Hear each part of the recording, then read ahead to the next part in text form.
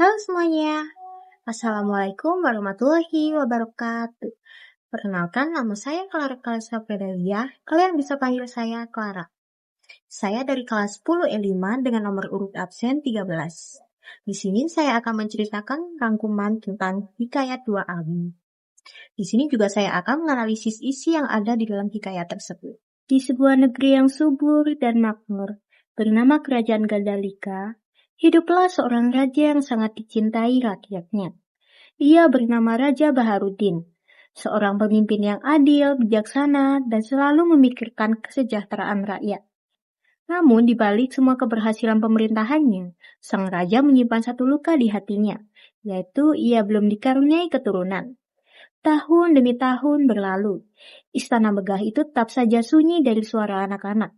Raja dan permaisuri terus berdoa pada Tuhan agar diberikan seorang putra yang dapat mewarisi tahta. Suatu hari, seorang lelaki tua datang membawa nasihat. Ia berkata bahwa untuk membuka pintu rezeki dan harapan, sang raja harus bersedekah pada rakyat miskin. Karena doa tulus dari hati mereka bisa menjadi sebab terkabulnya permohonan. Raja Baharudin mengikuti nasihat itu. Ia membagikan makanan, pakaian, emas kepada penduduk desa di seluruh penjuru negeri. Rakyat terharu, dan mereka mendoakan agar raja segera memiliki keturunan. Tidak lama kemudian, doa-doa itu benar-benar menjadi kenyataan. Permaisuri dinyatakan mengandung. Beberapa bulan kemudian, lahirlah dua putra yang tampan. Mereka diberi nama Abu Korsyah dan Abu Syarsyah. Meski mereka kembar, sifat keduanya sangat berbeda. Abu Korsyah tumbuh sebagai anak yang sabar, jujur, rendah hati, dan selalu memikirkan orang lain. Abu Syarsyah justru pemarah, ambisius, dan merasa dirinya lebih pantas menjadi raja. Ketika dua putra itu tumbuh dewasa, perbedaan karakter ini semakin terlihat jelas.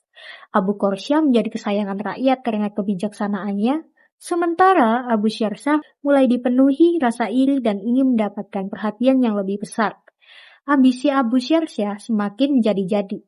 Ia merasa bahwa dirinya yang paling berhak atas tahta kerajaan. Perlahan-lahan ia mulai membuat rencana untuk menyingkirkan saudara kembarnya, bahkan membuat keputusan-keputusan yang dapat membahayakan keamanan negeri. Rakyat mulai resah, tetapi tidak ada yang berani melawan putra raja. Melihat keadaan itu, Abu Korsyah mencoba menasihati saudaranya. Ia meminta Abu Syarsyah mengendalikan diri, berhenti mengikuti rasa iri dan memikirkan rakyat. Tetapi Abu Syarsyah menolak. Baginya kekuasaan adalah segalanya.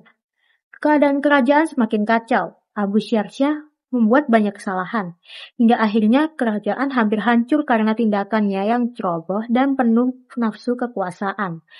Perang kecil mulai meletus, rakyat mulai takut dan istana dipenuhi kegelisahan. Namun pada saat yang genting, ketika ia melihat sendiri penderitaan rakyat akibat ulahnya, Abu Syarsyah tersadar. Ia menyesali sifat tamak dan iri hatinya. Dengan hati penuh penyesalan, ia kembali ke istana dan memohon maaf kepada ayahnya, kepada Abu Korsyah, dan kepada seluruh rakyat Gandalika.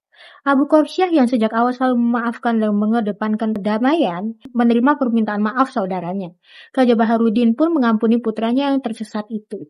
Sejak saat itu, Abu Syarsyah berjanji untuk memperbaiki diri dan membantu menjaga negeri bersama saudaranya.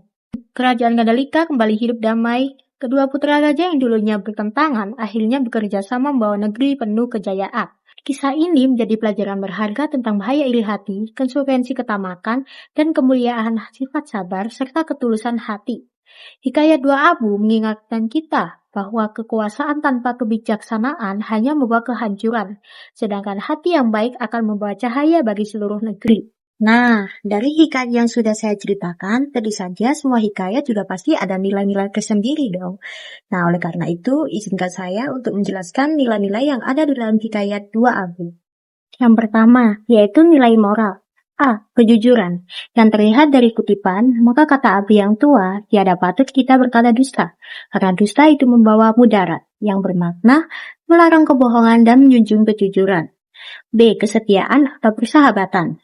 Yang terlihat dari kutipan, kata Abi yang muda, selama hayat di kandung badan, tiadalah aku meninggalkan engkau, wahai saudaraku, yang bermakna setia kepada sahabat. C. Tidak serakah. Yang terlihat dari kutipan, janganlah kita mengambil lebih daripada yang perlu, karena tamak itu membawa celaka. yang bermakna melarang sifat tamak. 2. Nilai sosial. A. Tolong menolong, yang terlihat dari kutipan, maka kedua abu itu pun tolong menolonglah. Ia mengangkat barang dan menolong orang yang dalam kesukaran. B. Sopan santun, yang terlihat dari kutipan, serta bertemu dengan orang tua, maka kedua abu itu memberi salam dan menundukkan kepala. Yang ketiga, nilai budaya. A. Musyawarah, maka duduklah mereka bermufakat, memutuskan hal yang hendak dikerjakan.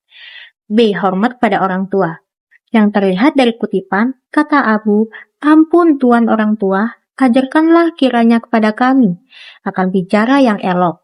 Yang keempat, nilai pendidikan. A. Belajar dari pengalaman, yang terlihat dari kutipan, maka kata abu, segala hal yang telah berlaku itu menjadi pengajaran besar bagi kita. B. Berpikir sebelum bertindak, yang terlihat dari kutipan asli, janganlah lekas-lekas engkau bertindak, pikirkan dulu akibatnya. Kelima, nilai religius. A. Bersyukur pada Tuhan, yang terlihat dari kutipan, segala puji bagi Allah yang memeliharakan kita daripada celaka. B. Menjauhi perbuatan dosa, yang terlihat dari kutipan, jangan engkau mengambil barang yang bukan hakmu, karena dosa besar adanya. Gimana? Seru banget kan menganalisis hikayat dua abu, dan kita juga bisa mengambil banyak nilai-nilai dari hikayat tersebut. Dari video tersebut, izinkan saya pamit undur diri. Bila ada salah kata yang mungkin tidak berkenan di dalam hati, saya meminta maaf. Terima kasih sudah menonton video ini. Wassalamualaikum warahmatullahi wabarakatuh. Bye-bye.